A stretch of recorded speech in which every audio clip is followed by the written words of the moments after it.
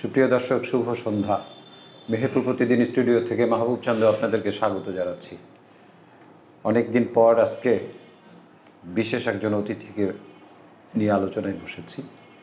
মুক্ত কথা অনুষ্ঠানের আজকের অতিথি আপনারা জানেন, খুবই পরিচিত একজন নেতা আমাদের মেহেরপুরের, আব্দুস সালাম ভাই। আব্দুস সালাম ভাই সম্পর্কে খুব বেশি পরিচয় দেওয়ার কিছু নেই। উনি রাজশাহী বিশ্ববিদ্যালয়ের ছাত্র ছিলেন।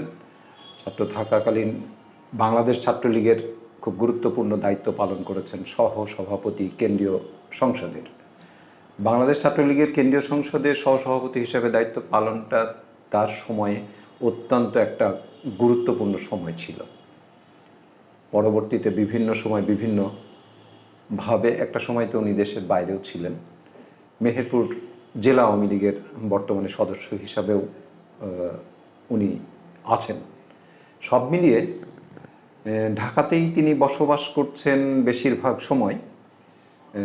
মেহেরপুরে এসছেন দেখেই আমি আর লোভটি সামলাতে পারিনি, যে বললাম যে সালাম ভাই আমাদেরকে অন্তত মেহেরপুরের সাংগঠনিক অবস্থা, স্থানীয় নির্বাচন, মেহেরপুরের নানান ধরনের উন্নয়ন এবং সামগ্রিকভাবে কিছু কথা তো আসলে শুনতেই চাই। সেক্ষেত্রে আপনি আমাদের সাথে মুক্ত কথা একটু বসেন।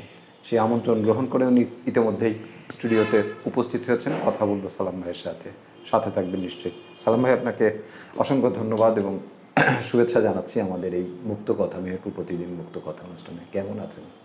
আলহামদুলিল্লাহ, ধন্যবাদ মুক্ত কথার দর্শক শ্রোতাদেরকে, মেহেরপুরের সর্বস্তরের মানুষ এবং রাজনীতি সচেতন বিভিন্ন সংগঠনের নেতা কর্মীদের প্রতি গভীর শ্রদ্ধা, ভালোবাসা, সালাম জানিয়ে আমি মুক্ত কথা অনুষ্ঠানে, বিশেষত মুক্ত কথার এই অনুষ্ঠানটা সবাই আমরা দেখি একটা ভালো অনুষ্ঠান মেহেরপুরের। তো সবাইকে শুভেচ্ছা জানাচ্ছি, শুভ সন্ধ্যা। ইসলামে আমরা যদি নির্বাচনের বিষয়টা দিয়ে আসলে শুরু করি, সাম্প্রতিক সময়ে আমাদের স্থানীয় নির্বাচন শুরু হচ্ছে। এই স্থানীয় নির্বাচনে গাংনীর 5টা এবং মুজিবনগরের 4টা ইউনিয়নের অলরেডি নির্বাচন সামনে 11ই নভেম্বর। এই নির্বাচনের যারা মনোনয়ন পেলেন আর কি, কেন্দ্র থেকে যাদেরকে মনোনয়ন দেওয়া হলো, আপনার দৃষ্টিতে এই মনোনয়নকে কিভাবে দেখছেন, বা এই মনোনয়ন দেওয়ার ক্ষেত্রে কেন্দ্রের মূলত ইয়েটা কি, ক্রাইটেরিয়াটা কি, কোন কোন বিষয়গুলা আমলে নিয়ে এটা করেছেন?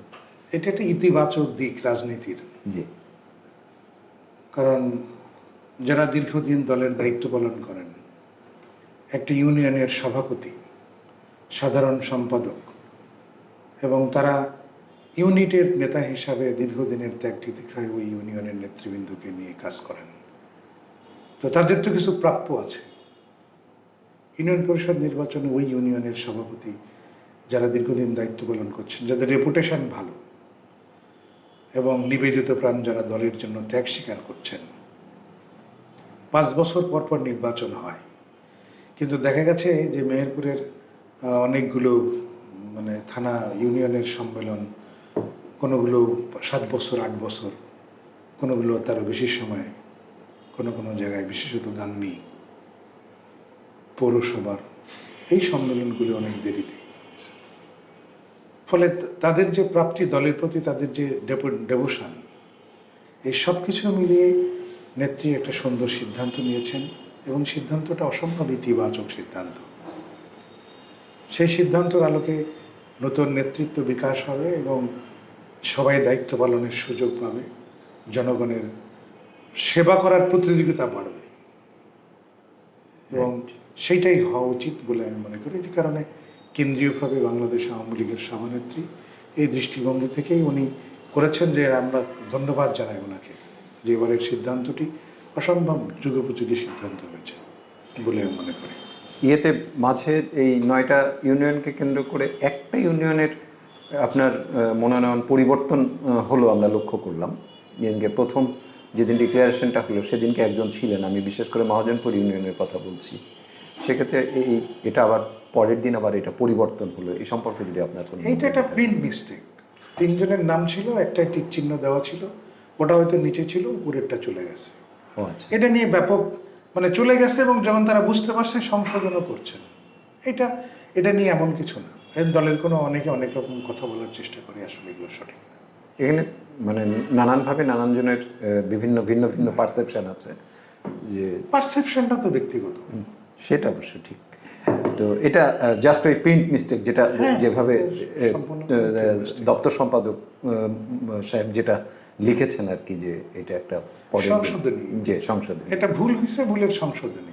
আচ্ছা, এবং মেহেরপুর এবং খুলনার ডুমুরিয়া উপজেলার একটা ইউনিয়ন। জি, আচ্ছা, এই সাথে যদি একটু মানে এই বিষয়টা নিয়ে একটু যদি কথাই বলি, এই মনোনয়নটা, এই স্থানীয় নির্বাচনটা কি আসলে যে পার্টিজেন করা হলো, যে দলীয় নির্বাচন, দলীয় কাঠামোতে নিয়ে আসা হলো, এটার এখন যদি আসলে বিএনপি বলছে তারা কোনো নির্বাচনে আওয়ামী লীগের অধীনে নির্বাচনে যাবে না, তাহলে অপরাপর অন্যান্য দলগুলো যদি, বৃহৎ দল যদি আসলে নির্বাচনে না আসে, তাহলে সংসদ নির্বাচনকে যেভাবে তারা প্রশ্নবিদ্ধ করার মানে করছে, তাহলে কি আসলে স্থানীয় নির্বাচনটাও কি এভাবে প্রশ্নবিদ্ধ হবে?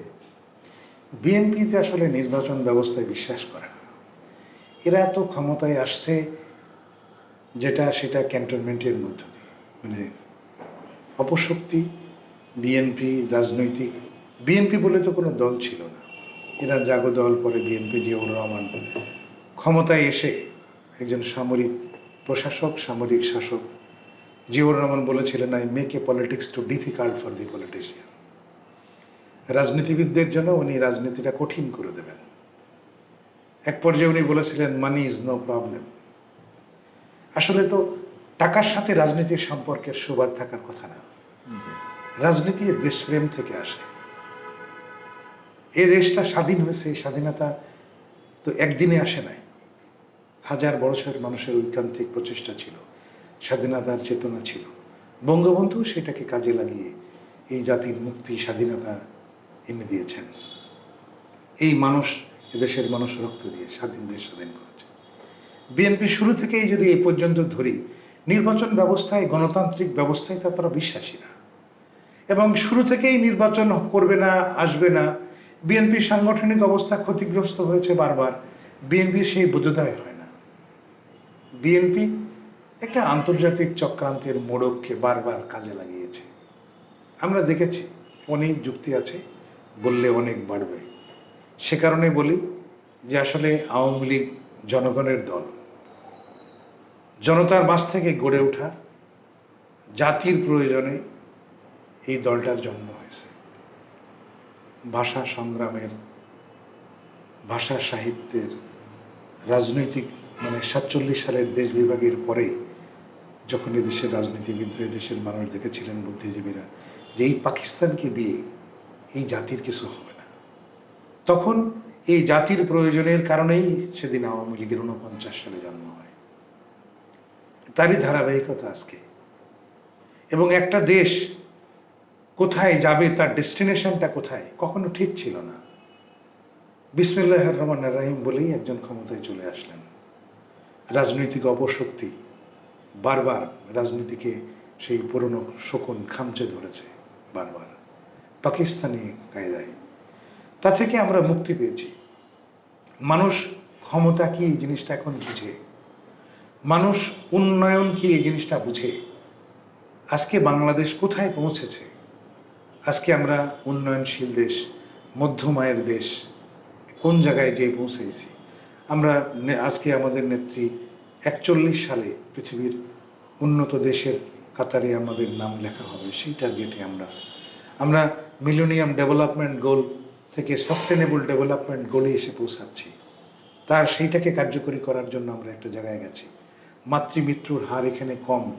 পৃথিবীর বহু দেশের সাথে, এশিয়ার অনেক দেশের সাথে আমরা প্রতিযোগিতা করে টিকে আছি। শুধু টিকে নেই, আমরা অনেক দেশের চাইতে ভালো অবস্থানে আছি। গত 12 বছরে একটানা জননেত্রী শেখ হাসিনার, দেশরত্ন শেখ হাসিনার নেতৃত্বের দক্ষতা, রাষ্ট্রনায়ক হিসাবে ওনার যোগ্যতা এবং দক্ষতা প্রমাণ করছে আজকে বাংলাদেশ কোথায় গেছে। বিএনপির শক্তির মাজা ভেঙে গেছে। যে দলের সভানেত্রী, চেয়ারপারসন জেলখানায়, যে দলের ভারপ্রাপ্ত চেয়ারম্যান পলাতক আসামি, এই দলের নেতারা কি করবে? তাদের অবস্থানটা কোথায়? সিদ্ধান্ত দিতে পারে না, লন্ডনে বসে বড় বড় কথা। এটা না রাজনীতি না।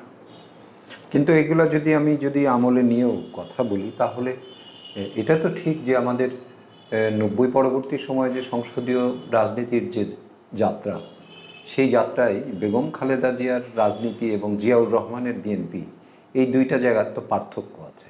সেই ক্ষেত্রে যদি বাংলাদেশের রাজনীতিকে যদি আসলে সুসংহত করতে হয়, একটা পরিচ্ছন্ন রাজনৈতিক ধারায় যদি নিয়ে যেতে হয়, তাহলে বিএনপিরও তো একটা বড় সমর্থন আছে। তাহলে ওই দলটাকে আমলে তো নিতে হবে। তারা যেমন এখন আবারও সেই পুনরায় তত্ত্বাবধায়ক সরকার কাঠামোকে ফিরিয়ে আনতে চাচ্ছে, যদিও সেই তত্ত্বাবধায়ক ব্যবস্থা নানান কারণেই আপনার প্রশ্নবিদ্ধ এবং একটা সময় পর্যন্ত এটা আইনি কাঠামোতেই সেটাকে বিদায় দেওয়া হচ্ছে। তাহলে এই অবস্থার মধ্যে কি তাহলে আমাদের এই রাজনৈতিক যে দোলাচল, এই দোলাচলটা কি চলতে থাকবে? তাহলে না, রাজনৈতিক দোলাচল চলতে থাকবে কেন? বিএনপিকে সেই উপলব্ধি বোধের মধ্যে আসতে হবে। তো সাংবিধানিক সিদ্ধান্ত, এক সংবিধানকে বাদ দিয়ে তো দেশে কিছু হবে না। আর যেই পর্যায় পর্যন্ত আমরা যেই দুই জোটের রূপরেখা 91 সালে এরশাদ পতনের আগে আমরা যেটা করেছিলাম, সেই জোটের রূপরেখায় সর্বোচ্চ ছিল কি 2-3টা নির্বাচন হয়। তারপরে আমরা কি দেখলাম? 91 সালে নির্বাচন হয়ে গেল। নির্বাচনের পরে গণতান্ত্রিক শাসক, বিশেষ করে সংসদীয় গণতন্ত্রের পথের যাত্রা তো আওয়ামী লীগ শুরু করে দিয়েছেন। বিএনপি তো সংসদীয় গণতন্ত্রের রাজনীতি বিশ্বাস করতেন না।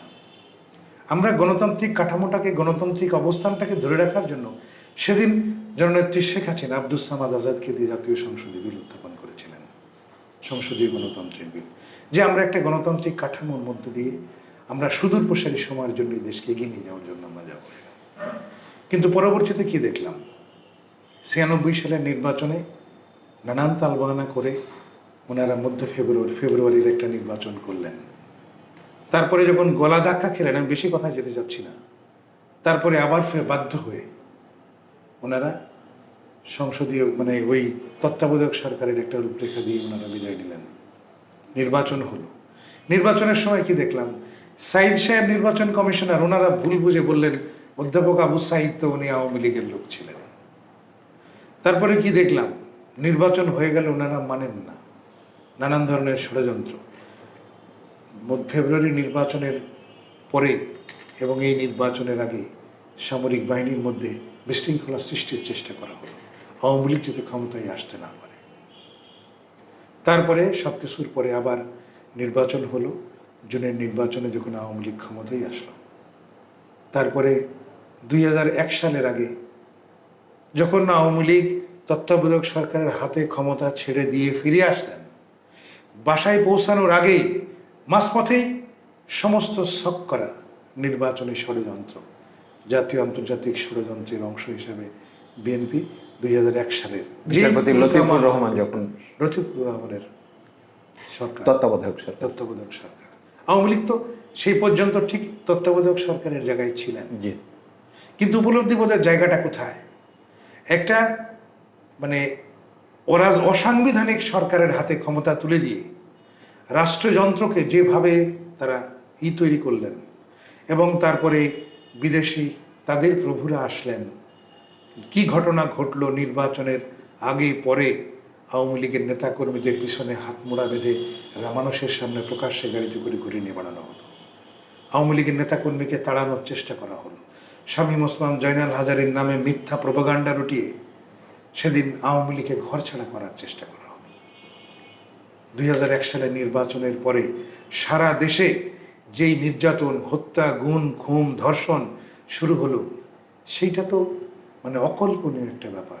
হাজার হাজার নেতা কর্মীরা সেদিন নির্যাতিত হয়েছে, পালিয়ে বেড়াইছে, ঘর থেকে ঘর ছাড়া ছিল। জামাত এবং বিএনপির জোট সরকারের হাতে ক্ষমতা আসলো। তারপরে ঘটনাগুলো সব আমরা দেখেছি। এখন বাংলা ভাইয়ের সৃষ্টি, বিএনপির হাতে গণতন্ত্র, রাষ্ট্র ক্ষমতা নিরাপদ না, রাষ্ট্রের কাঠামো নিরাপদ না। জনগণ এখন বুঝে বাংলা ভাইয়ের উৎপত্তি। তারা কত কথা বলেছে, মিডিয়ার সৃষ্টি বাংলা ভাই। বাংলা ভাই তো মিডিয়ার সৃষ্টি ছিল না। তারপরে কি দেখলাম আমরা? 21শে আগস্টের গ্রেনেড হামলা, প্রতিপক্ষ শক্তিকে রাজনৈতিক মূল একটি সংসদের বিরোধী দলের নেত্রীকে, একটি দলের সভানেত্রী যারা শ্যাডো গভর্নমেন্ট, তাদের দলকে সমূলে উৎখাত করে একবারে সব হত্যার চেষ্টা করলো। আওয়ামী লীগের সভানেত্রী সহ সমস্ত সিনিয়র নেতৃবৃন্দকে উন্মুক্ত চত্বরে গ্রেনেড হামলা করা হলো, নাটক সাজানো হলো, জজ মিয়ার নাটক। আওয়ামী লীগের সেদিনের গ্রেনেড হামলার সমস্ত আলামত নষ্ট করা হলো। সেদিনের প্রধানমন্ত্রী খালেদা জিয়া বললেন গ্রেনেডে করে, ভ্যানিটি ব্যাগে করে নাকি গ্রেনেড নিয়ে যাওয়া হয়েছে। যারা ওই ঘটনার সাথে সম্পৃক্ত ছিল তারা নিজেরা বুকে হাত দিয়ে এখন বলুক যে আসলে ঘটনাটা কোথায়, কিভাবে, কেন ঘটল। আমরা এইগুলোকে যদি এরপরে কি হলো? বাংলাদেশকে একটি সাম্প্রদায়িক শক্তির হাতে তুলে দেওয়ার জন্য, স্বাধীনতার মূল চেতনাকে ধ্বংস করার জন্য 17ই আগস্ট সারা দেশে সিরিজ বোমা হামলা করানো হলো সরকারের একটি সংস্থাকে ব্যবহার করে। এটা জ্বলন্ত প্রমাণ। রাষ্ট্র ক্ষমতা বিএনপি ব্যবহার করে কতগুলো খারাপ কাজ করেছে বিএনপির নেতৃবৃন্দ একবার ভেবেছে? এখনো কি সেই চিন্তা করে? না, আপনি যেটা বলছেন আপনার সাথে হয়তো ডেফিনেটলি মানে সিংহভাগ মানুষ যদি আসলে সত্যিকার অর্থে এদেশের রাজনীতিকে নিয়ে যারা ভাবে তারা এগুলাকে অবশ্যই স্বীকার করবে। 10 ট্রাক অস্ত্র, 21শে আগস্টের গ্রেনেড হামলা, 500 কত জায়গায় আপনার বোমাবাজি একসাথে, সকল কিছু 63 ডিস্ট্রিক্টে একসাথে। এখন সমস্ত কিছু মিলিয়ে আমরা যদি আসলে, আপনি একদম ছাত্র রাজনীতি করে উঠে আসছেন, আপনাকে যদি আমি যে আসলে জিজ্ঞাসা করি যে তাহলে একটা অসাম্প্রদায়িক বাংলাদেশ বিনির্মাণের ক্ষেত্রে আওয়ামী লীগ আজকে দীর্ঘ 12 বছর একটানা ক্ষমতায় আছে, 13 বছর চলছেন, এইখানে কি অসাম্প্রদায়িক বাংলাদেশ বিনির্মাণে আওয়ামী লীগ কি কার্যকর কোনো পদক্ষেপ নিতে পেরেছে সকল ক্ষেত্রে? আপনার কি মনে হয় এটা? আওয়ামী লীগ নির্বাচনের আগে তাদের নির্বাচনী ইস্তেহারে ঘোষণা করছে, জি, আওয়ামী লীগ বলছিল তারা বঙ্গবন্ধু হত্যার বিচার করবে, বিচার করছে। সবটা চূড়ান্ত শেষ হয়নি, কিন্তু বিচার প্রক্রিয়ার একটা পর্যায়ে পলাতক আসামিদের ধরে এখনো ফাঁসি কার্যকরী হয়নি, কিন্তু হয়েছে। আওয়ামী লীগ বলছে যুদ্ধাপরাধীদের বিচার করবে, যুদ্ধাপরাধীদের বিচার করছে। যে দেশের একটি মুক্তিযুদ্ধের মধ্য দিয়ে অর্জিত এই স্বাধীনতাকে রক্ষার জন্য আমরা কোথায় গেছি, স্বাধীনতার মূল মন্ত্র থেকে কত দূর জিয়াউর রহমান এরশাদ আমাদেরকে পিছিয়ে নিয়ে গেছে। আপনিও ছাত্র নেতা ছিলেন। যদি বুকে হাত দিয়ে আমরা বলি যে সেই জায়গায় ফিরে আসতে, it has to take time, সময় লাগবে। রাতারাতি একটা মোড়ককে পরিবর্তন করা, আজকে নতুন প্রজন্ম আজকে বিশ্বাস করে, জানে যে মুক্তিযুদ্ধের ইতিহাস তারা শিখছে, তারা বুঝতে পারছে আমরা কোথায় ছিলাম আর কোথায় এসছি। যদি আমরা 202 ওই মানে ব্রিটিশ শাসন আমলের কথা বলি, নবাব সিরাজদৌলার পতনের পরে কত প্রপাগান্ডা হয়েছে, তার আগে হয়েছে, পরে হয়েছে, অন্ধকূপ হত্যা, ওই নবাব সিরাজদৌলাদের দুঃশাসনের কথা বলা হয়েছে, অনেক কিছু, সেগুলো মিথ্যা প্রমাণ হয়েছে। যারা সেদিন ষড়যন্ত্র করে বাংলার ভাগ্যাকাশে কালো মেঘের ছায়া দিয়ে ঢেকে দিয়েছিলেন, নবাব সিরাজদৌলার পতনের মধ্য দিয়ে যে বাংলার স্বাধীনতা অস্তমিত হয়েছিল, সেই বাংলার স্বাধীনতা এই মুজিবনগরের মাটিতে 17 এপ্রিল 1971 সালের শপথ গ্রহণের মধ্য দিয়ে সরকারের, মুজিবনগর সরকারের, বঙ্গবন্ধু শেখ মুজিবের সরকারের, বাংলাদেশের মুক্তিযুদ্ধ স্বাধীনতা সংগ্রামের সেই সরকারের মধ্য দিয়ে আবার নতুন করে ফিরে আসছে। এখনো ষড়যন্ত্র আছে, প্রপাগান্ডা আছে। পাকিস্তানকে যেখানে যেই জায়গা থেকে আমরা সরে এসেছিলাম আবার সেই পিছনে ফিরিয়ে নেওয়ার চেষ্টা করা হয়েছে। পাকিস্তানি কায়দায় ইতিহাসকে পিছনে ফিরিয়ে নিয়ে যাওয়ার চেষ্টা করা হয়েছে। এখান থেকে আসতে সময় লাগবে। আওয়ামী লীগ তো সুনির্দিষ্ট কর্মসূচি দিয়ে যুদ্ধাপরাধীদের বিচার করেছে। আওয়ামী লীগ তো বলেনি বিচার করবে না, করেছে তা না। আওয়ামী লীগ বলেছে তারা ক্ষমতায় গেলে বিচার করবে, করেছে, করতেছে। এটা চলমান। আজ থেকে 10 বছর হয়নি দ্বিতীয় বিশ্বযুদ্ধের ন্যাৎসি সৈন্য, জার্মান সৈন্যদের বিচার হচ্ছে, এটা হবে। বাংলাদেশে আগামী প্রজন্ম এই যুদ্ধাপরাধের দায়ে, যারা এক সময় অপরাধী ছিল, এই দেশের সন্তানদের হত্যা করেছে, যারা অগ্নিসংযোগ করেছে, গুম খুন লুটপাট করেছে, তাদের বিচার হবে। এটা আমরা আমাদের প্রজন্ম দেখে যেতে না পারলেও এর পরের প্রজন্ম করবে, আমি বিশ্বাস করি। এটার জন্য আওয়ামী লীগকে অবশ্যই সাধুবাদ দিতেই হবে। এই অ্যাডভান্টেজ আওয়ামী লীগের আছে। আওয়ামী লীগ আমি মনে করি যে এটা তো মুক্তিযুদ্ধের অঙ্গীকারই বাস্তবায়ন করছে।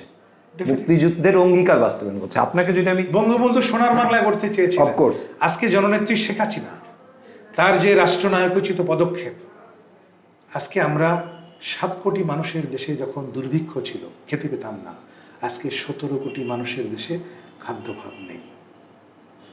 আজকে দেশি প্রযুক্তি, আজকে কৃষি বিশ্ববিদ্যালয়ে রিসার্চ করে যে সমস্ত জায়গা, যে সমস্ত জিনিস আধুনিক প্রযুক্তির মধ্য দিয়ে চাষাবাদ করে, বঙ্গবন্ধু 75 সালে দ্বিতীয় বিপ্লবের কর্মসূচি ঘোষণা করে যেগুলি করেছিলেন, সমবায় প্রথায় কৃষি ব্যবস্থা চালু করা, আজকে সেই কৃষি ব্যবস্থার সেই উন্নয়নের দ্বারা আজকে আমরা খাদ্যে স্বয়ংসম্পন্ন হতে পেরেছি। আমাদের আজকে বাংলাদেশের ডেভেলপমেন্ট হচ্ছে। যেই দেশে 300 কোটি টাকার বাজেট, 3000 কোটি টাকার বাজেট এক সময় আমরা করতে পারিনি, আজকে 5 লক্ষ কোটি টাকার বাজেট হয়।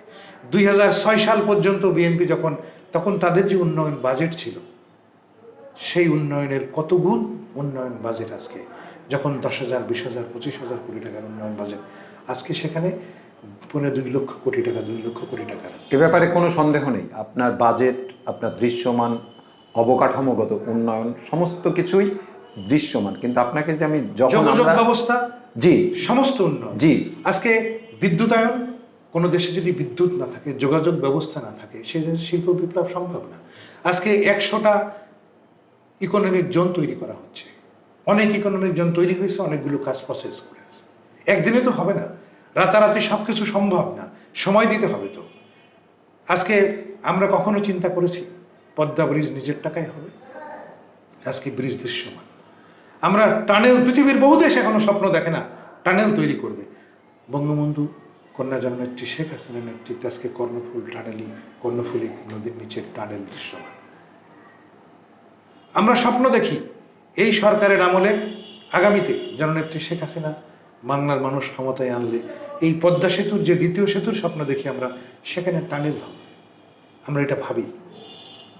যোগাযোগ ব্যবস্থার উন্নয়ন না হলে, বিদ্যুতায়ন না হলে কখনোই সে দেশের উন্নয়ন। আচ্ছা, তাহলে যদি বিষয়টা যদি আমরা বলছি যে মানুষ কিন্তু আসলে দেখছে দৃশ্যমান উন্নয়নের বিষয়টা, দেখছে জিডিপি দেখছে, মেট্রো রেল দেখছে, পদ্মা সেতু দেখছে, সবকিছু ঠিক আছে, এবং মানুষের জীবনযাত্রার মান কত উন্নত হয়েছে।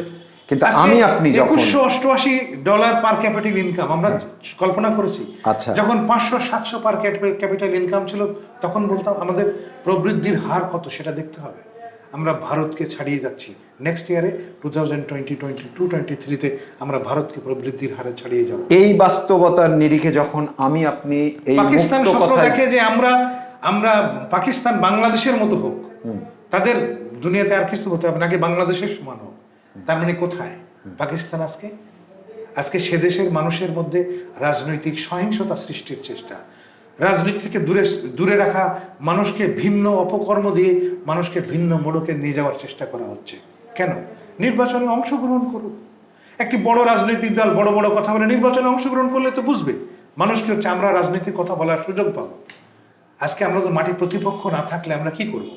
আমরা যারা জননেত্রী শেখ হাসিনার হাতে গড়া কর্মী, আমরা মনে করি যে আমরা আমাদের মাটির প্রতিপক্ষ চাই, আমরা খেলে জিততে চাই। কিন্তু আমি আপনার সাথে এই কথায় একটু সম্পূরক প্রশ্ন করতেই চাই। সেটা হলো, আপনি যখন এখানে বসে কথা বলছি, তখন এই বিভক্তিপূর্ণ সমাজ কাঠামোর মধ্যে একটা সাম্প্রদায়িক দাঙ্গা ইতোমধ্যেই তৈরি হয়েছে। আপনি নিশ্চয়ই কুমিল্লার কথা আপনি জানেন, এবং কুমিল্লা সহ বিভিন্ন জায়গায়। আমি যদি এটাকে রেশ ধরে বলি, যে আমি আপনাকে যেটা জিজ্ঞাসা করছিলাম, যে সত্যিকার অর্থে আমাদের সকল কিছুর উন্নতি ঘটলেও আমাদের কিন্তু সংস্কৃতিগত উন্নতি কিন্তু ঘটেনি, সংস্কৃতির জিডিপি কিন্তু বাড়েনি, এবং আমাদের সমাজটা যেভাবে বিভক্তিতে পরিণত হয়েছে, সেই ক্ষেত্রে আমরা যদি এইটার জিডিপি যদি না বাড়াতে পারি, তাহলে আমাদের এই সাস্টেনেবল যে ডেভেলপমেন্ট, এইটা কি আসলে সাস্টেন করবে? আপনাকে যদি আমি বলি যে ধর্মীয় আচার আচরণ করার জন্যে, ইবাদত বন্দিগি থেকে পূজা অর্চনা করার জন্য যখন আমি মসজিদ মন্দির রাষ্ট্রীয় পৃষ্ঠপোষকতায় বানাবো, সেই রাষ্ট্রে কি আসলে আমার অসাম্প্রদায়িক মানসিকতা জনগণের কাছ থেকে আমি প্রত্যাশা করতে পারবো, বা অসাম্প্রদায়িক রাষ্ট্র প্রস্তুত হবে? আপনি কিভাবে দেখেন এটাকে? আসলে এই দেশটা তো বঙ্গবন্ধু বলে গেছেন যে হিন্দু, মুসলমান,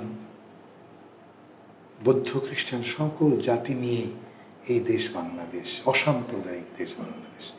এই বাংলাদেশের বাঙালি সংস্কৃতির ধারা, সনাতন হিন্দু, আদি মুসলমান, আমাদের মানে ইসলাম ধর্মের অনুসারী, সবকিছু মিলিয়ে একটা মিশ্র সংস্কৃতি এদেশে আছে, বহুকাল যাবৎ এদেশে টিকে আছে।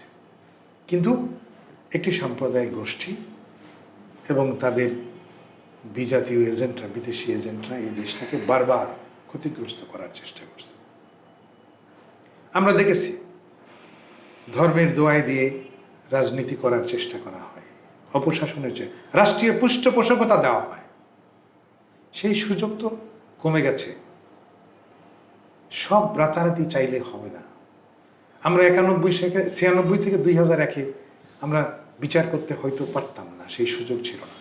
উনি যুগোপযোগী সিদ্ধান্ত নিয়েছেন, উনি যুদ্ধাপরাধীদের বিচার করবেন, তারপরে বলছেন এমন করছেন। অপেক্ষা করতে হবে। আগামীতে আমরা আরো এক ধাপ এগিয়ে যাব। আমাদের যে উন্নয়ন হয়েছে বাংলাদেশে, সেই উন্নয়ন আজকে সারা পৃথিবী, বিশ্ব দেখছে। বারাক ওবামা তার দেশে বলছে, যদি কোনো দেশের উন্নয়ন, প্রযুক্তিগত উন্নয়ন দেখতে হয় তাহলে বাংলাদেশের কাছে শিক্ষা নিতে হবে, বাংলাদেশে গিয়ে দেখে আসতে হবে। একদিনে রাতারাতি তো হবে না, এটা একদিনের জিনিস নয়। আমাদের এই কালচারটাকে, সংস্কৃতির যে কালচারের কথা বললেন, এই সংস্কৃতির কালচারটা নষ্ট করছে কারা? হাজার বছরের বৈশাখী উৎসব নষ্ট করছে কারা?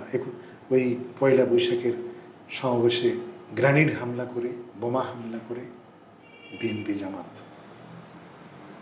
ওই কক্সবাজারে উখিয়ায় কারা বুদ্ধ মন্দির ধ্বংস করছে, গ্রামকে গ্রাম জ্বালিয়ে দিচ্ছে কারা? সেগুলো পরবর্তীতে পাওয়া গেছে। কিন্তু আওয়ামী লীগ ক্ষমতায় আছে এখন, আপনি তো ওগুলা কমাতে পারেননি। উপরন্ত বঙ্গবন্ধুর ভাস্কর্য ভাঙছে, তাহলে আপনি কমাইলেন কোন জায়গায়? ওই জায়গাটা তো আপনি ওই জায়গাটা অ্যাড্রেস করতে পারছেন না। বিচ্ছিন্ন ঘটনা ঘটানো আর একটা সংস্কৃতিগত দিক এগিয়ে যাওয়া, এতে তো সময় লাগবে। সেই সময়টাকে দিতে হবে। আমরা সেই ট্রাকে আছি। এদেশের রাস্তাঘাটের উন্নয়ন হয়নি, রেলওয়ে ব্যবস্থা উন্নত হয়নি। এখন 64 ডিস্ট্রিক্টে রেলওয়ে ব্যবস্থা হচ্ছে, ডাবল লাইন হচ্ছে, বিমান চলাচল আবার নতুন করে বিভিন্ন ডিস্ট্রিক্টে পুরনো এয়ারপোর্টগুলোতে শুরু হয়েছে। আমরা আজকে নেত্রী সব চেষ্টা করছেন চারিদিক দিয়ে, সব ধরনের যোগাযোগ ব্যবস্থা এবং ডিজিটাল বাংলাদেশের প্রযুক্তিগত দিক দিয়ে। আজকে টেলিফোনে কোথায় আমরা গেছি? টেলিফোন টিএনটি সেক্টরে। আজকে গ্রামের মানুষ গ্রামে বসে জমির পশলা দেখতে পায়, রেকর্ড কি করতে পারে।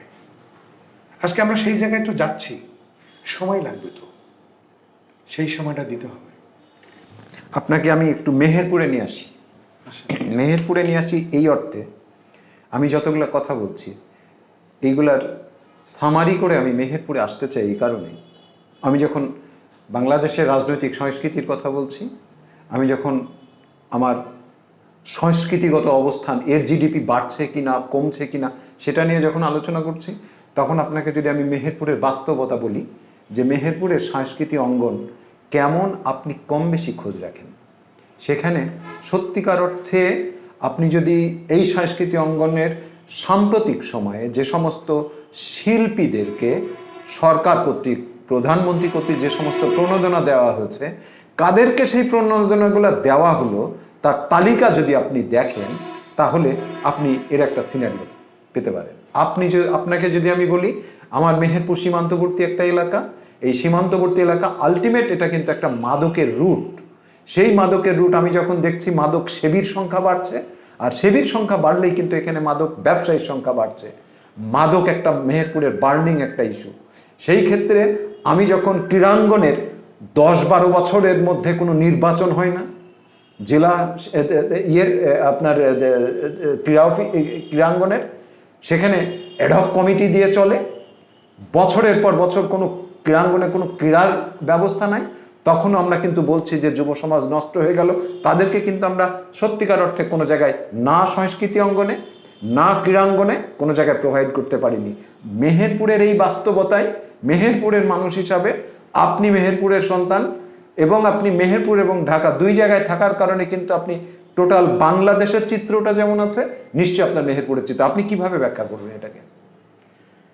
ঘটনা হচ্ছে যে এইটা বর্ডার বেল্ট, এটা সকলেই আপনারা জানেন যে ড্রাগ ট্রাফিকিং হয়, ফেন্সিডিল ভারত থেকে আসে এবং অন্যান্য ড্রাগও কম বেশি এদিক দিয়ে আসে রুট দিয়ে। আগের তুলনায় অনেক কমছে এবং সবচেয়ে বড় জিনিস হচ্ছে যে ক্রীড়াঙ্গনের যদি কথা বলি, আজকে বঙ্গবন্ধু কন্যা জননেত্রী শেখ হাসিনা ইতিহাস সৃষ্টি করেছেন। এই ফাঁকে একটু বলতে হয়, আপনি নিজেও একজন মানে খেলোয়াড় ছিলেন, আপনি নিজেও একজন ক্রীড়াবিদ ছিলেন। তো আজকে বাংলাদেশ ক্রিকেটে কোথায় গেছে? জি, এর জন্য যদি সবচেয়ে বেশি কারো কৃতিত্বের দাবিদার যদি আমরা কাউকে দিই, কারোর কথা বলি, সেটা বঙ্গবন্ধু কন্যা শেখ হাসিনা। উনি সরাসরি নিজের তত্ত্বাবধানে সমস্ত খেলোয়াড়কে ব্যক্তিগতভাবে অনুপ্রেরণা যোগান, যা ইতিহাসে বিরল। একটি রাষ্ট্রের প্রধানমন্ত্রী, নির্বাহী প্রধান সকল কাজ করার পরেও উনি ক্রীড়াবিদদের সময় দেন, ক্রিকেট খেলোয়াড়দের সময় দেন। উনি ক্রিকেটে কি হচ্ছে, কোথায় যাচ্ছে, কখন কি, সমস্ত কিন্তু খোঁজ খবর রাখেন। ফুটবলের জন্য চেষ্টা করতেছেন। ঘটনা হলো যে দায়িত্ব তো সবকিছু ওনারই ঘাড়ে। আমরা যদি সবাই কিছু শেয়ার করতেন, আপনারা সবাই যদি শেয়ার করতে পারতাম আরো ভালো হতো। কিন্তু সেই সুযোগ তো আমরা যারা দায়িত্ব পালন করি তারা হয়তো সেটা পুরোপুরি পারেনি, কিন্তু চেষ্টা উনি করে যাচ্ছেন, অব্যাহতভাবে চেষ্টা করছেন বাংলাদেশ ক্রিকেটের ডেভেলপমেন্ট। উনি ক্ষমতায় আসছেন, আইসিসি ট্রফি আমরা জিতছি, আমরা যুব ক্রিকেটে চ্যাম্পিয়ন হয়েছি, বিশ্ব চ্যাম্পিয়ন হয়েছি, অনূর্ধ্ব-19 ক্রিকেটে। আজকে যে অবস্থানে আমরা আসছি, এটা সবচেয়ে যদি বেশি অবদান কারো বলি সেটা জননেত্রী শেখ হাসিনার অবদান। আর এর বাইরে মেহেরপুরের ক্রীড়া জগৎ শুধু না, শুরু যখন হয়েছে একটা জায়গা থেকে, পদ্মা পেরিয়ে বর্ডার বেল্ট পর্যন্ত গ্রামে গঞ্জে যাবে, এবং এখন বঙ্গবন্ধু শেখ মুজিব মানে জাতীয় শিশু কিশোর প্রতিযোগিতা, রাসেল ক্রীড়া সংস্থার এই বিভিন্ন পর্যায়ে দিয়ে বেগম ফজিলাতুন্নেছা মুজিব, এরকম বিভিন্ন পর্যায়ে ফুটবল খেলা স্কুলগুলোতে শুরু হয়েছে। এর ব্যাপকতা আমরা এখনো হয়তো দেখতে পাইনি, একটু সময় লাগবে, আমরা দেখতে পাবো। আজকে ফুটবলে কিন্তু আমরা চ্যাম্পিয়ন হব কিনা এরকম একটা জায়গায় কিন্তু আমরা ফাইট করতেছি, কিংবা আমরা ফ্রেঞ্চ চ্যাম্পিয়নশিপে খেলতে পারবো কিনা, ফাইনালে খেলতে পারবো কিনা, এরকম একটা জায়গা।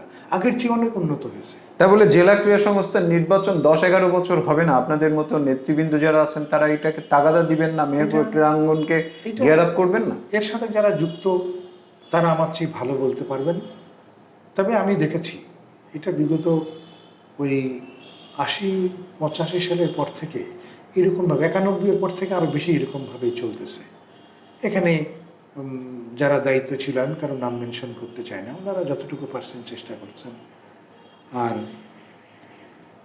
একজন খেলোয়াড় ক্রীড়াবিদ যদি কখনো সেরকম জায়গায় আসে, হয়তো তার উন্নতি আর একটু বেশি হবে। কিন্তু সেই ক্ষেত্রটা তো থাকতে হবে, ক্ষেত্রটা তৈরি হচ্ছে। আর সাংস্কৃতিক অঙ্গনে আমি জানি তো, আমার বাবা মেহেরপুরের স্বর্ণপদক ঘোষিত স্বর্ণপদক প্রাপ্ত অভিনেতা ছিলেন। উনি রাজনীতি করতেন, অভিনয় করতেন, ডাক্তারি করতেন। তো মেহেরপুরের নাট্যচর্চা, নাট্য জগৎ এখনো আছে, কিন্তু মানুষের ব্যস্ততা এত বেশি বাড়ছে, উন্নয়নের সাথে সাথে মানুষের প্রয়োজন এবং চাহিদা যেমন বাড়ছে, ব্যস্ততাটাও বাড়ছে। সেই তুলনায় একেবারে যে কম চর্চা হচ্ছে তা কিন্তু হচ্ছে না। শিল্পকলা একাডেমিতে প্রায়ই অনুষ্ঠান থাকে, নাট্য চর্চা হয়। আগের চেয়ে হয়তো কোনো ক্ষেত্রে কমছে, কোনো ক্ষেত্রে বাড়ছে, এটা তো সত্য। সরি।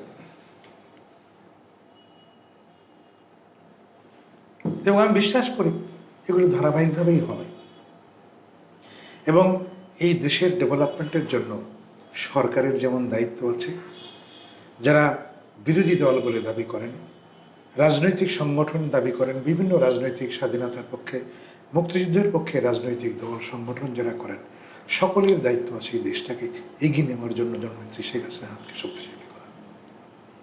এবং সেটা মেহেরপুরেও আমরা সেই ক্ষেত্রে সেই সুযোগ চাই যে সকলে মিলে, একার পক্ষে কোনো জিনিস সকলে মিলে দেশটার জন্য যেমন আমরা ভালো করতে চাই, সকলে মিলেই আমরা রাজনৈতিক সাংস্কৃতিক অঙ্গনকে ভালো করতে চাই। আমরা যখন এই সমস্ত প্রতিষ্ঠানগুলোর নির্বাচন দেখি, তখন দেখি যে সাংস্কৃতিক অঙ্গনের ভোটার হচ্ছে, শিল্পকলার ভোটার হচ্ছে 3,500। তখন অন্তত ভালো লাগে, আচ্ছা ভালো কথা। 3,500 সাংস্কৃতিক সেবী যদি থাকে একটা জেলায়, তাহলে সেই জেলার সংস্কৃতি অঙ্গনের চেহারাটা কেমন হতে পারে। কিন্তু দেখছি যে আসলে তা না। সেটা নেহাতি নির্বাচনের জন্য একটা মনে হচ্ছে যে প্রতিষ্ঠানগুলো একটা লাভজনক প্রতিষ্ঠানে পরিণত হয়েছে। এরকম এই ধরনের ছোট ছোট যে ইয়েগুলা সংগঠনগুলা, সামাজিক সংগঠন বা এই ধরনের সরকার পৃষ্ঠপোষকতার সংগঠনগুলা, এই ধরনের একটা নির্বাচন কেন্দ্রিক, আর কোনো জায়গায় তো আসলে নির্বাচন এখানে হচ্ছেও না। একটা কথা বলি আপনাকে, আপনি শুরু থেকে বলছেন যে নির্বাচন কাঠামোগত দিক, নির্বাচন এর বিরোধী সংস্কৃতি, নির্বাচন না করার সংস্কৃতির মধ্যে যারা ডুবে আছেন তাদেরকে সচেতন করেন। নির্বাচন তো চাই। আমি শিল্পকলার আজীবন সদস্য, আমি জানি নির্বাচনের সময় আমারে ফোন করে বলে আসেন, আমরা থাকি, ভোট হলে আমরা আসি, ভোট না হলে সমঝোতার মধ্যে দিয়ে হলে হয়।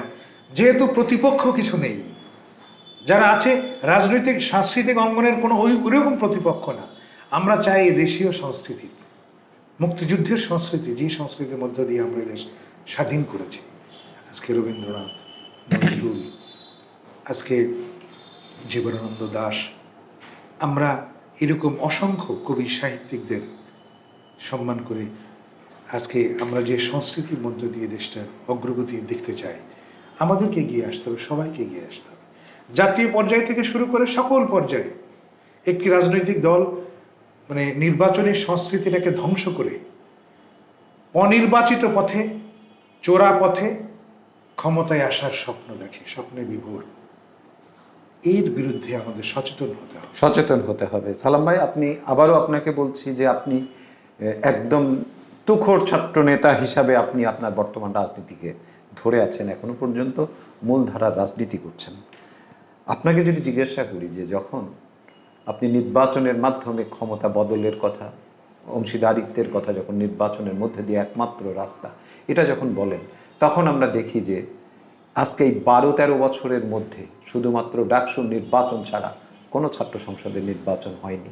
তখন কি আপনার কি খারাপ লাগে না যে আসলে যেখান থেকে নেতৃত্ব তৈরি হবে, নেতৃত্বের মূল সূতিকাগার, সেই সমস্ত শিক্ষা প্রতিষ্ঠানের নির্বাচনটা জরুরি? নির্বাচনের প্রশ্নে দ্বিমত করার কোনো সুযোগ নেই।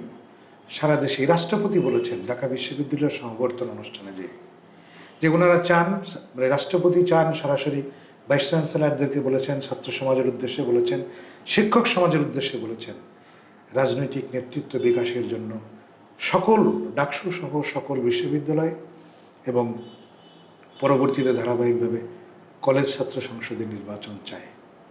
তারপরেও এই করোনার কারণে গত 1.5 বছর, তার আগে ডাকসু নির্বাচন হলেও ডাকসু নির্বাচনে একটি পক্ষ অংশ নেয়নি।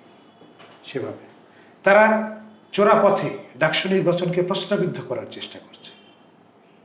ছাত্র সমাজকে এই উপলব্ধিবোধের জায়গায় নিয়ে আসতে হবে। তারা কখনোই রাজনৈতিক সংস্কৃতির ধারা বিকশিত হোক, নির্বাচনে গণতান্ত্রিক ধারা বিকশিত হোক, তারা চায়নি। তারা ওই শফিউল আলম প্রধানদের, সাতক্ষণের আসামিদের জেল থেকে মুক্তি করে নিয়ে এসে ওই অভিদেরকে ওই প্রমোদ ভ্রমণে যে অস্ত্র হাতে তুলে দিয়ে যে সংস্কৃতি সৃষ্টি করেছিল, তারা ওই খারাপ পথে পিছনের দরজা দিয়ে ক্ষমতা আসতে চায়। রাজনৈতিক নেতৃত্বের বিকাশ, রাজনৈতিক সংস্কৃতির বিকাশ হবে, এটি তারা এখনো চায় না। যে কারণে তারা ওই জামাত, শিবির, ওই যুদ্ধপরাধীদেরকে নিয়ে এখনো বিএনপি মাঠে বসে আছে, এখনো প্রোপাগান্ডার রাজনীতির দিকে চেয়ে আছে বিএনপি, খেলাফত মজলিসের মুখের দিকে চেয়ে আছে যে মতিঝিলের সাপ্তাহ চত্বরে দুর্ঘটনা ঘটিয়ে বিএনপিকে ক্ষমতায় নিয়ে এসে দেবে। এটি বাংলাদেশে হবে না। বাংলাদেশের মানুষ এই জন্য মুক্তিযুদ্ধ করেনি। এই দেশের মুক্তিযুদ্ধের যে স্বাধীনতার যে চর্চা, মুক্তিযুদ্ধের যে চেতনা, অসাম্প্রদায়িক বাংলাদেশ, স্বাধীনতার মূলনীতি, সেই চেতনার মধ্যে দিয়ে এই দেশের রাজনৈতিক সংস্কৃতিকে গড়ে তুলতে হবে। এর বিকল্প কোনো পথে গড়লে বাংলাদেশের মানুষ তো মেনে নেবে না। তাহলে নির্বাচন এটা হওয়া উচিত শিক্ষা প্রতিষ্ঠানে। তা আপনার কি মনে হচ্ছে যে এই করোনাকালীন সময়টা যেভাবে আমরা অতিবাহিত করলাম আর কি, বর্তমান অবস্থায় এখন তো বিশ্ববিদ্যালয় সহ সকল শিক্ষা প্রতিষ্ঠান খুলে দিচ্ছে, এর মধ্যে নির্বাচনের কোনো হতে পারে কিনা আপনার জানা? এর মধ্যে আমরা তো টিকা কার্যক্রম শুরু করেছেন। জি, মানে পৃথিবীর বহু দেশের চাইতে আমরা এই দিক থেকে অনেক এগিয়ে আছি। আমরা টিকা উৎপাদন করব সেই প্রক্রিয়ায় গেছি। আমরা এখানে টিকার বটলিং করছি। হয়তো আগামী মার্চের মধ্যে মাননীয় প্রধানমন্ত্রী বলছেন আমরা আরো 12 কোটি মানুষের টিকা দেওয়া সম্ভব করব। পর্যায়ক্রমে সকলের টিকা দেওয়া হবে, পরিবেশ স্বাভাবিক হবে, নির্বাচন ব্যবস্থাকে আমরা সেভাবে আমরা চাই নতুন রাজনৈতিক নেতৃত্ব ছাত্র নেতৃত্বের মধ্যে দিয়ে বিকশিত হবে। রাইট। মেহেরপুরকে আপনি যেটা উল্লেখ করছিলেন যে আমরা আসলে সত্যিকার অর্থে একটা পবিত্র ভূমির মানুষ। স্বাধীনতা উত্তর বাংলাদেশে প্রথম আমরা একটা প্রতিমন্ত্রীর পদমর্যাদায় একজন খুব গুরুত্বপূর্ণ মন্ত্রণালয়ের মন্ত্রী আমরা পেয়েছি। তো এই মন্ত্রী পাওয়ার পর এই আওয়ামী লীগ সরকার যে তৃতীয় মেয়াদের মতো ক্ষমতায় আছে, আপনি একজন সাধারণ মানুষ হিসাবে বা আওয়ামী লীগের একজন নেতা হিসাবে বা একজন কর্মী হিসাবে আপনার কি মনে হচ্ছে যে এই 12-13 বছরে মেহেরপুরের যে উন্নয়নটা হচ্ছে সেটা আপনি সন্তুষ্ট কতটা, বা আরো কত কি হওয়া উচিত ছিল? মানুষের আকাঙ্ক্ষার শেষ নেই। কাঙ্ক্ষিত উন্নয়ন হয়নি, কিন্তু উন্নয়ন অব্যাহত আছে। আচ্ছা, উন্নয়ন থেমে নেই। আমরা বহুত কাঙ্ক্ষিত ভৈরব নদী খনন করে দিয়েছেন, বাকি ভৈরবের খনন হবে। মুজিবনগর মেহেরপুরে রেলওয়ে সংযোগ হচ্ছে, টেন্ডার হয়ে গেছে, কার্যক্রম চলতেছে। এটা তো বললে তো আপনার বেশ 2011 সালের মাননীয় প্রধানমন্ত্রীর প্রতিশ্রুতি, সেক্ষেত্রে কি এটা খুব ডিলে হলো? যে প্রতিশ্রুতিগুলো বাস্তবায়নের ক্ষেত্রে কি আসলে আমাদের আমলাতান্ত্রিক কোনো জটিলতার মধ্যে পড়ে আছি আমরা তো ঘটনা হচ্ছে যে উন্নয়নের ধারাবাহিকতাকে মানে রাতারাতি তো আমরা আলাদিনের আশ্চর্য প্রদীপের মতন ভাবলে হয়ে যাবে, তা যাবে না। জি, মানে প্র্যাকটিক্যালি এটা শেষ করতে হবে। তো প্র্যাকটিক্যালি শেষ করতে হলে আমাদের যে ম্যান পাওয়ার বাংলাদেশে, আমাদের যে মানে সম্পদ এবং আমাদের যে মানে প্রযুক্তি, সেই প্রযুক্তিকে কাজে লাগিয়ে আমরা তো পৃথিবীর সব দেশ থেকে সবকিছু হায়ার করে নিয়ে সেগুলো করতে পারবো না। আমাদের ধারাবাহিকভাবে আমাদের সেই দেশের মানুষকে তো ট্রেন করতে হবে। আমাদের রেলওয়ে ব্যবস্থাতে বাইরের লোক আসতে, বাংলাদেশের লোক কাজ করতেছে মেট্রো রেলে, আমাদের ইঞ্জিনিয়াররা কাজ করতেছে, বিদেশি ইঞ্জিনিয়াররা কাজ করতেছে পদ্মা সেতুতে। আমাদের মানে সেনাবাহিনী সেতু বিভিন্ন পর্যায়ক্রমে তারা ধারাবাহিকভাবে রাস্তাঘাট কাজ করতেছে। আমরা তো প্রযুক্তিগতভাবে এগিয়ে যাচ্ছি, তাই আমাদের সেই সময়টুকু দিতে হবে।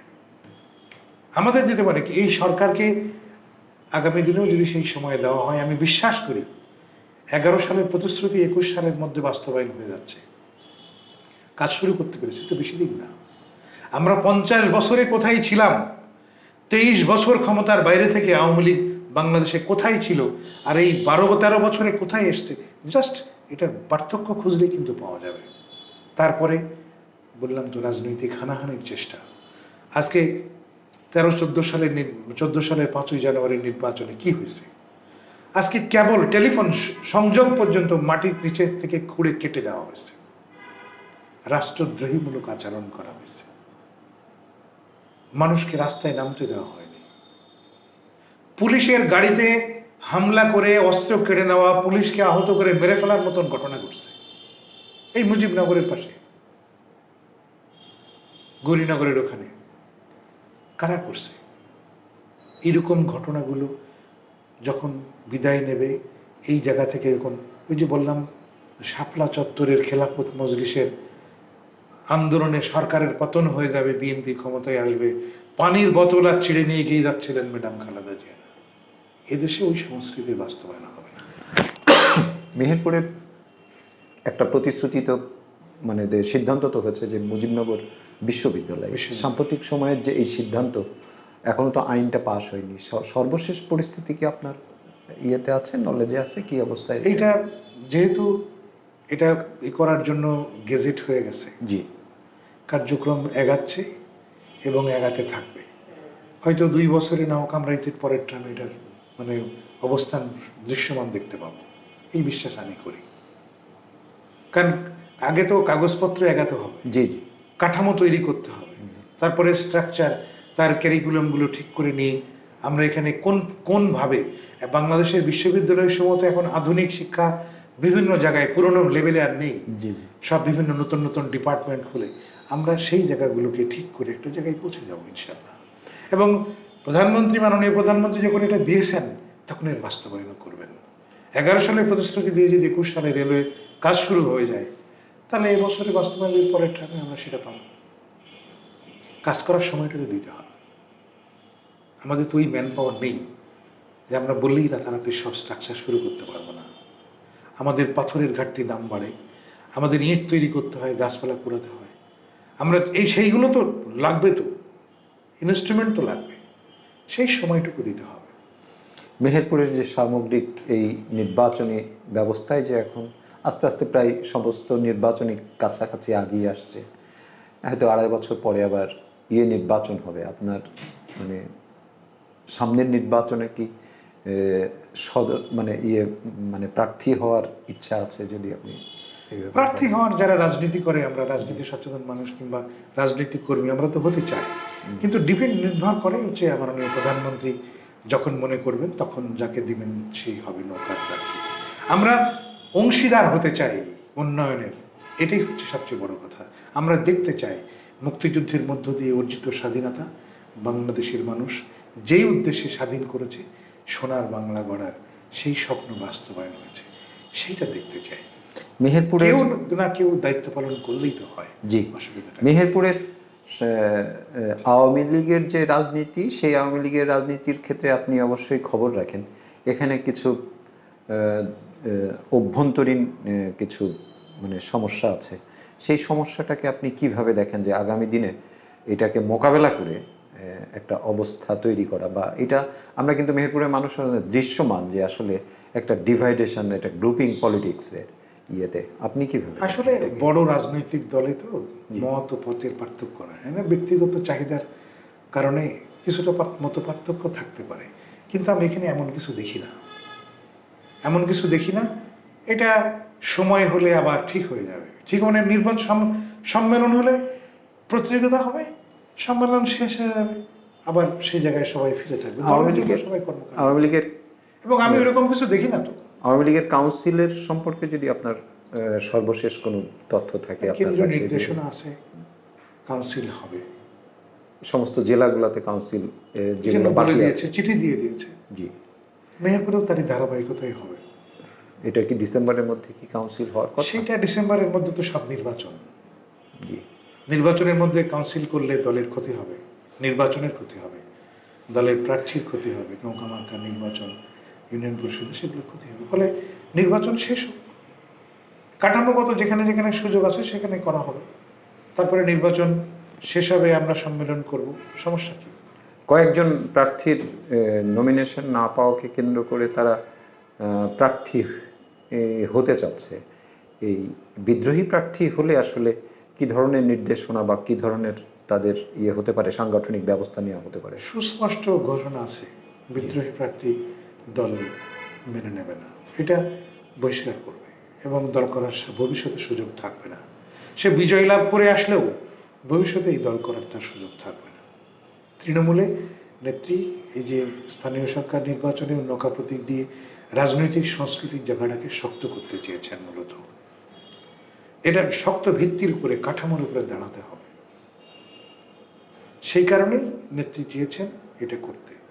এখন আর একটা দল, বাংলাদেশের একটা বড় অংশ, তারা দাবি করে তারা নির্বাচনী সংস্কৃতিটাকেই মানতে চায় না। তো এটাকে এক পক্ষ থেকে এগিয়ে নিতে কষ্ট হবে, তো সময় লাগবে। আমি তো মনে করি যে মুক্তিযুদ্ধের পক্ষে আর একটা গোষ্ঠী যদি কেউ ভালো করে দাঁড়াতে পারত, তাহলে বাংলাদেশের জনগণ সেখানে যে কাজ করতে পারত।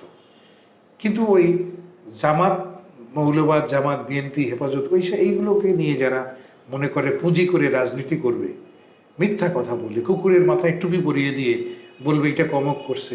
একসময় স্লোগান শুনতাম যে বাংলাদেশ বাংলাদেশ থাকবে না, মসজিদে উলুধ্বনি হবে, আজান হবে না। শেখ হাসিনার 12 বছরের কন্টিনিউ শাসন, 96 থেকে 2001 শাসন, কই মসজিদ হচ্ছে আন্তর্জাতিক লেভেলের মসজিদ, সব ব্যবস্থা আরো সুন্দর হচ্ছে। 560টা মসজিদ করছে আওয়ামী লীগ, যেটা কখনো কল্পনা করে গেছে। নিজস্ব অর্থায়নে বাংলাদেশের কোনো দেশের অনুদান নেই, এখানে হচ্ছে। এইটা করে আমি আপনাকে এই কারণে জিজ্ঞাসা করছি। না, সেটা শুরুতেই করেছেন, এটা মসজিদ। না, এদের সুষ্ঠু মানে বঙ্গবন্ধু ইসলামিক ফাউন্ডেশন যে করলেন, ইসলামিক একাডেমি থেকে পরে ইসলামিক ফাউন্ডেশন কেন করেছিলেন? যে ধর্মের সঠিক ব্যাখ্যা, সঠিক প্রয়োগ এবং সঠিক অনুশীলন হবে বাংলাদেশে। আমরা তো সেই সংস্কৃতির মধ্য দিয়ে বড় হয়েছি। ফলে একজন কেউ ফতোয়া দিয়ে দিল, সেই ফতোয়ার উপরে দিয়ে ওই রাউজানে মানে মানুষ পুড়িয়ে মারলো, লুটপাট হলো, অগ্নিসংযোগ হলো, সেই জিনিস করতে দেওয়া যাবে না। সে কারণেই মানে ধর্মীয় সংস্কৃতিটাকেও ঠিক জায়গায় রাখতে। কুমিল্লার এই ঘটনাকে আপনি বিচ্ছিন্ন ঘটনাই বলবেন? যারা পয়দা করে তার মধ্যে কিছু লোককে সাজিয়ে করে, এটা তো বিচ্ছিন্ন ঘটনার মধ্যেই, তার জন্য তাদের শাস্তি হবে। বিচ্ছিন্ন ঘটনা তো আছেই, বিচ্ছিন্নভাবে এগুলো পয়দা করা হয়েছে, এগুলো সুশৃঙ্খল কোনো ঘটনা না। এই জন্যই বলছিলাম, তাহলে ওই ব্রাহ্মণবাড়িয়াতে যখন দেখি যে মানে ওই একটা এলাকাতে যত পরিমাণ মাদ্রাসা, যা বাংলাদেশের আর কোথাও নাই, এটা তাহলে খুব পরিকল্পিতভাবে করেছে এবং সেখানে এক ধরনের একটা মৌলবাদী ঘাঁটি তৈরি করেছে। আমরা সেখান থেকে বিভিন্ন সময় বিচ্ছিন্নভাবে নানান ঘটনা কিন্তু আমরা শুনছি। এই জন্য বলছিলাম যে তাহলে আলটিমেট আমার একটা অসাম্প্রদায়িক রাষ্ট্র বিনির্মাণের ক্ষেত্রে আমাকে এই দিকে তো নজরদারি করতে হবে এবং মন্দির, গির্জা, এগুলো সকল কাঠামোতেই সরকারি সহযোগিতা আছে এবং কারো কোনো সমস্যা নেই। সব জায়গায় সরকারি অর্থ বরাদ্দ আছে। ফলে সমস্যাটা কোথায়? মানে এই পৃষ্ঠপোষকতায়, রাষ্ট্র কর্তৃক পৃষ্ঠপোষকতায় কোনো সমস্যা আপনি না দেখছেন? না, আমি তো, কারণ এই রাষ্ট্রের যে বহুমাত্রিক যে প্রচেষ্টা না, যে ধর্মীয় অনুশাসন, অসাম্প্রদায়িক চেতনার যে জায়গা, সেই জায়গাগুলোকে আমরা তৈরি করতে পারবো এবং চর্চা করতে পারবো, সেই জায়গা সৃষ্টি করা হচ্ছে। সেখানে রাষ্ট্রীয় পৃষ্ঠপোষকতা আছে। রাষ্ট্রের কোনো অংশকে বাদ দিয়ে তো আপনি বড় একটা অংশকে বাদ দিতে পারবেন না এগুলো করতে। আচ্ছা সালাম ভাই, আমি আরেকটু যদি স্থানীয় নির্বাচন নিয়ে কথা বলি, এটা যদি পার্টিজেন না করা হতো, দলীয়করণ না করা হতো, তাহলে তো সমাজের অভ্যন্তরে আমরা যাদেরকে সুশীল সমাজ বলছি বা এমনি একটা স্বাভাবিক অর্থেই কোনো নন পার্টিজেন একটা মানুষ, তারও তো একটা অংশগ্রহণের সুযোগ ছিল। সেই জায়গাগুলো কি আসলে নষ্ট হলো না? নন পার্টিজান করে স্বাধীন হয়নি। আচ্ছা, এদেশের সংস্কৃতি, রাজনৈতিক সংস্কৃতি অন্য বিভিন্ন দেশের চাইতে ব্যতিক্রম, ভিন্ন। ফলে এদেশের মানুষের রাজনৈতিক সংস্কৃতি থাকবে, সাংস্কৃতিক সংস্কৃতি থাকবে এবং এরা বড়ভাবে বেড়ে উঠবে এই সংস্কৃতির মধ্য দিয়ে, যা আমরা অনন্য উদাহরণ সৃষ্টি করব সারা পৃথিবীতে। এখানে ওই যারা মানে আমরা সুধীজন বলি, সুধী সমাজ বলি, তারা নির্বাচনে আসুক। জনগণ কতটুকু চাই সেটার প্রমাণ হবে। টাকা পয়সার মালিক হলাম, রাতারাতি নির্বাচন করতে আসলাম, দরকার নেই তো। রাজনীতিক সচেতন হোক, রাজনীতিতে আসুক, নির্বাচন করুক, আমরা তো কনগ্রাচুলেট করি। এখানে স্বতন্ত্র নির্বাচন করাতে কোনো বাধা নেই। কিন্তু রাজনীতির প্রতি তো মানুষের এক ধরনের যে পারসেপশন, মানে রাজনৈতিক দলগুলো, একটা সংগঠন, একটা অংশ, একটা দলে, একটা বিশেষ রাজনৈতিক দল এবং দেশি কিছু চক্র, তারা এই জায়গাটা তৈরি করতেছে। রাজনীতি বিমুখতা, নির্বাচন বিমুখতা সৃষ্টি করে তারা মনে করতেছে যে একটা ফায়দা লুটবে। না, এটা করতে দেওয়া যাবে না। এই জন্যই নির্বাচনে অংশগ্রহণ করলে আপনি কি মনে করেন যে সম্ভব, যা খুশি তাই করা সম্ভব? না, কোনোদিন সম্ভব না। আপনাকে মাঠে দাঁড়াতে হবে। তো বললেন তো, যে দলের চেয়ারপারসন মামলায় আসামি, জেলে; যে দলের ভারপ্রাপ্ত চেয়ারম্যান পলাতক, বিদেশে বসে বসে মানে তকমা দেন। আর বিএনপি রাজনৈতিক সংস্কৃতি কি? বিএনপি রাজনীতির যে সমস্ত লোকজনকে দেখলাম, যদিও আমার সবকিছু বলা উচিত না, তারা নমিনেশন বাণিজ্য করে ব্যাপক হারে, যাকে দেওয়ার তাকে দেয় না। এরকম ঘটনা প্রত্যেকটা জায়গায়। রাজনীতির মানে স্থানীয় সরকার থেকে শুরু করে সকল স্তরে বিএনপির সমস্ত কিছু ধ্বংস করে ফেলেছে। এখন তাদের অবস্থান নেই। এখন তারা বলে আমরা এই কারণে করবো না, ওই কারণে করবো না। কিন্তু অনেকে কিন্তু আপনার নির্বাচনে আসছে, এটা তো নিশ্চয়ই আপনি জানেন যে বিএনপির অনেকেই যেহেতু ধানের শীষ নিতে পারবে না, যেহেতু পার্টি নির্বাচনে নাই, অনেক নেতাই আবার স্থানীয় নির্বাচনে অংশ নিচ্ছে সারা দেশে। সেটা আমি মনে করি সাধুবাদ জানাই যে সকল নেতারা নির্বাচনে অংশ নিচ্ছে। দল তাদের কাছ থেকে শিক্ষা নেবে যে আসলে এগুলো ভুল সিদ্ধান্ত। নির্বাচন, স্থানীয় সরকার নির্বাচন না করা, রাজনীতির মেরুদণ্ড ধ্বংস করে দেওয়া, ব্যাকবোন নষ্ট করে দেওয়া। কি দিয়ে বিএনপি নির্বাচন করবে ভবিষ্যতে? কারণ কাঠামোই তো নষ্ট হয়ে যাচ্ছে। আমরা একদম শেষ সময় চলে এসেছি। আপনার দৃষ্টিতে মেহেরপুরের গণমাধ্যম সম্পর্কে যদি আপনি কিছু বলেন, যে কেমন চলছে মেহেরপুরের গণমাধ্যম, কেমন রিপোর্ট পান ঢাকায় বসে? মেহেরপুরের গণমাধ্যমকে সাধুবাদ জানাই, উন্নয়ন হচ্ছে, বিভক্তির মাত্রা ক্ষতিগ্রস্ত করছে। এবং আমি খুব বেশি খুশি হব যদি সাংবাদিকদের মান, সাংবাদিকতার মান, লেখালেখির মান আরো বাড়ে, আমরা সমৃদ্ধ হব। কারণ আমরা একটা বিশেষ সংস্কৃতির জায়গার মানুষ। আমি চাই ব্যক্তিগতভাবে যে মেহেরপুরের সাংবাদিকরা আরো লেখা চর্চার ক্ষেত্রে আরো সমৃদ্ধ হোক, তাতে আমাদের ভালো হবে, লাভ হবে, এবং আমরা জাতীয় জীবনে অনেক ভালো প্রভাব রাখতে পারবো। কারণ আমাদের অনেক ভালো ভালো সাংবাদিক তো বাইরে কাজ করছে, আমরা দেখছি। অবস্থার উন্নতি আরো হবে, আমি খুব আশাবাদী। এবং প্রযুক্তির সাথে সাথে আমরা যে এগিয়ে যাচ্ছি, এগুলো তো তার প্রমাণ। আজকে মেহেরপুরে মুক্ত কথায় আমি বসে টকশো করছি, এটা তো আমাদের অনেক বড় পাওয়া। মেহেরপুরের কাগজ প্রতিদিন প্রকাশ হচ্ছে, এটা তো আমাদের জন্য পাওয়া। অনেকগুলি মিডিয়া কাজ করতেছে, প্রতিযোগিতা সৃষ্টি হচ্ছে সাংবাদিকদের মধ্যে, এটা এক ধরনের পজিটিভ সাইন। কিন্তু আমার অনুরোধ হচ্ছে, সুস্থ রাজনৈতিক মুক্তিযুদ্ধের পক্ষে, সুস্থ রাজনৈতিক সংস্কৃতির পক্ষে সাংবাদিকদের কলম সক্রিয় হোক, শক্ত হোক, মুজিবনগরের মানুষের মেরুদণ্ডকে শক্ত করে দাঁড়াবার সুযোগ দিন। অনেক ধন্যবাদ আপনাকে, অনেক ধন্যবাদ সালাম ভাই। সুপ্রিয় দর্শক, কথা বলছিলাম আব্দুল সালাম, অ্যাডভোকেট আব্দুল সালাম, বলিষ্ঠ ছাত্রনেতা ছিলেন, এখন আওয়ামী রাজনীতি করছেন। শুনছিলেন মেহেরপুরের নানান বিষয় নিয়ে, একই সাথে জাতীয় রাজনীতির বিষয়গুলো নিয়েও কথা বলছিলাম। স্থানীয় নির্বাচনে সবাই এখন এই নির্বাচনী ডামাডোলের মধ্যে আছে। আমরা চেষ্টা করছি যে স্থানীয় রাজনীতির আদ্যপান্ত বিভিন্ন বিষয় নিয়ে বিভিন্ন অতিথিদের আমন্ত্রণ করে আমরা আমাদের এই হট সিটে কিছু কথা বলবো। আপনারা জানেন, আমি এর আগে মাঝে মধ্যে বলি যে আমাদের অনেক প্রতিকূলতা নিয়ে আসলে এই অনুষ্ঠান করতে হয়। কখনো কখনো এর যে লজিস্টিকগুলো, সেই লজিস্টিকগুলো আমরা আসলে পাইনি। নানান কারণেই আমাদের এই অনুষ্ঠানটার ছন্দপতন ঘটেছে, অতিথি সংকটও আছে।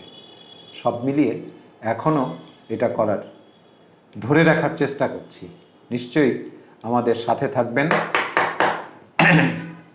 সকলে ভালো থাকবেন। শুভরাত্রি।